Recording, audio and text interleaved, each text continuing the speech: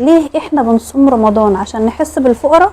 اولا الصيام بيعلمنا الصبر، بيعلمنا الصدق، بيعلمنا الاخلاص. الصيام كمان بيعلمنا ان احنا نعرف نعمل ضبط للنفس، نقدر نمنع نفسنا عن الشهوات. زي ما قدرنا نمنع نفسنا عن الحاجة الحلال، نقدر نمنع نفسنا عن السجاير والمخدرات واي حاجة تضر جسمنا وصحتنا.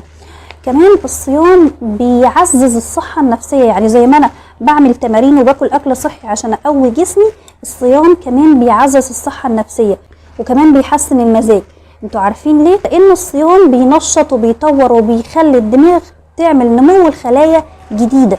كمان الصيام بيخلينا نتخلص من السموم والدهون المتراكمة اللي طول السنة كنا عمالين ناكل حاجات على الفاضي وعلى المليان، فهو بيساعدنا ان احنا نتخلص من السموم ومن الدهون المتراكمه اللي موجوده في جسمنا.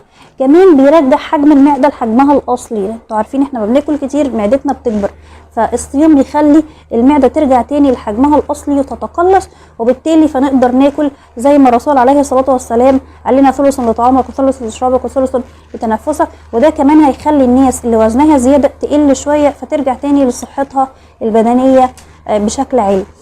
كمان الصيام بيخلي الدماغ عنده قدرة أكبر على تحمل الضغط والإجهاد والتأقلم مع التغيير.